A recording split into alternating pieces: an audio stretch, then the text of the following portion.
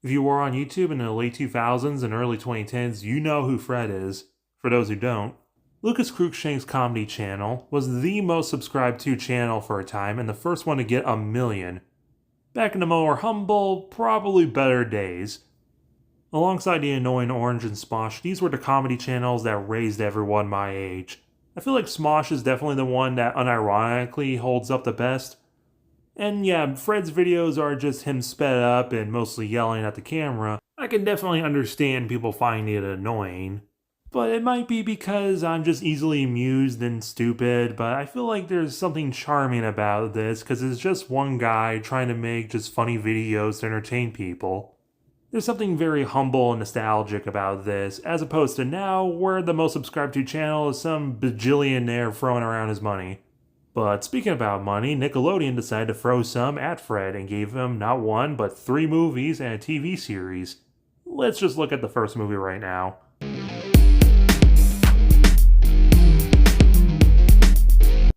So Fred the movie, well, begins at Fred's place. Hi, it's Fred! Today's Friday! Oh my god, say that fast, it sounds like Fred Day! Friday, Fred Day, Friday. Get it? It's like one of his videos. Though he is wearing suspenders and a striped shirt rather than a Fred logo shirt, but his voice is also far less sped up. Yeah, if you're wondering why I'm wearing my shirt while I'm going swimming, it's because I'm uncomfortable with my body. I'm ready to go inside the pool. 1, 2, 3.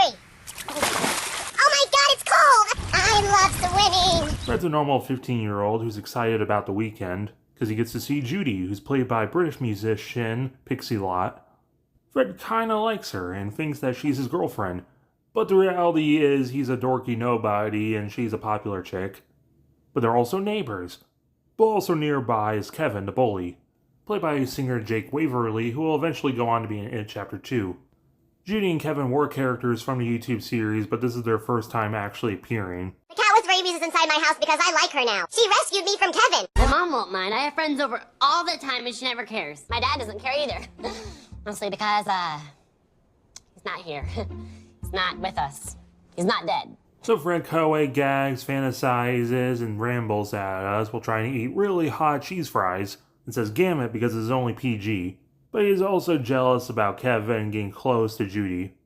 With only a wall in the backyard separating them, Fred tries getting a pool up. This is where we are introduced to Bertha, played by a pre-retirement Jeanette McCurdy, who everyone knows as Sam from iCarly.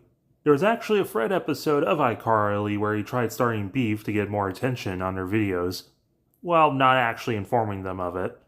So Bertha thinks that Judy will think that Fred's inflatable pool is kinda lame. So now he's gotta think of what to do now with his imaginary dad, John Cena. This was at the height of John Cena's popularity in wrestling, being the face of wrestling in the 2000s and 2010s, like Hulk Hogan before him and Roman Reigns after him. I feel like John Cena has definitely proven he can be a good actor outside of wrestling. But either way, he tells Fred to seize the moment and admit how great he is. Are you with me? Yep. You gotta fire up! I'm with you, Dad. Well, good. Just remember, it's probably gonna get cold outside. Bring a sweater, okay? Okay, Dad. Thanks. That's it! So with that confident boost, he's ready to go talk to Judy, but Kevin's outside. But what's with that truck outside Judy's? The mom gets home, played by Siobhan Fallon Hogan. Yes, that's how you spell Siobhan the Irish way. I feel like this is one of the most honest and realistic moms in movies. Especially for a single mom who's got to deal with a very autistic son who likes to scream and sing Black Eyed Peas songs in the middle of the night. So another chat with Fantasy Dad, and he tells him to start using his big brain muscles. Plan A is to use a trampoline to get over the wall. That fails. Plan B is to dig under the wall. I'm here! Oh my damn, I dug all the way to China! Plan C is an invisibility cloak, but you got off at Temu. So Plan D is for drag. It actually works, but what? Judy's not home. Who are these people? She's clearly been kidnapped by North Korea. Or she just moved and mom's forwarding their mail. Fred has a tantrum, so that night Fred gets in the Hummer with his family to go rescue Judy. Luckily, in the final minutes, she sent us a transmission. Check it out, it's right there. It's classified. Pay no attention to that. But it was all just a dream. But using the mail to find a new address, and an upsetting photo on Google Earth. But what's scarier, the short way is through the woods, and Fred's scared of them because Evan went in there and never came back. So Fred packs up and he's going to go the long way, and then gets chased onto the wrong bus by Kevin. And there he meets Durf, who's played by Lucas, with a long wig and a deeper voice. And you have no idea how many times I kept recording this and accidentally calling him Dirk. Honestly, that's not that far off. Because Durf is confident and relaxed and cool, and Fred's freaking out about every little thing because he's weird, but everyone's a little bit weird. Fred makes it to a pool getting cleaned, where Bertha's hanging out and buries him up to his head in sand. But Fred starts fantasizing he's taking too long here, so he's got to skedaddle. So the posters all themed around the pool section. That's not really that much of the film. When Gary Anthony Williams and Fred Gump runs into lots of shenanigans, and Chris Wilde, until eventually he decides, let's try out the woods. He sings with a talking deer, and oh no, Evan's still alive, that's way creepier. But he makes it through the woods into another bus stop. He camps there with Durf, and he makes it to Judy's, and she's so excited, or not. Take 2, and Fred completely crashes her housewarming party, and Kevin's wearing an Invincible hoodie. So now, embarrassed and his fantasy shattered, he vomits on Judy and leaves. I think Rock and Roll Part 2 is about to play. And Kevin uploaded the whole thing on YouTube. Imagine Fred going viral on YouTube. So Fred decides to get revenge by uninviting people to his party. Except Bertha, she's cool. We are young. There's a fire in our soul. And after a quick 12 hours of editing that video, he starts going viral himself, and people are super jealous about his party.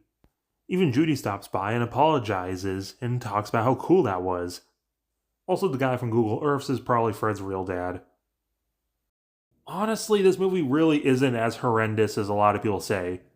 It's the Fred movie. It's exactly what you would think it is. It has Fred, and he's running around with a high-pitched voice screaming, exactly like the videos that this is based on. The film is doing exactly what's intended to do. It's not going to be life-changing, but it never set out to be. Alongside a stellar supporting cast, the film can actually be rather funny. It can be a little aimless and probably should have just been an hour-long special. Honestly, the worst part of the film is the ending. After getting embarrassed and having his own party that no one else is invited to, I think it would have been better if everyone still thought it was weird, but he had such a good time with Bertha, he doesn't care anymore. Just for them to give them the easy win and everyone thinks he's cool now. But I've seen movies that are actually hateful, spiteful, and just unwatchable.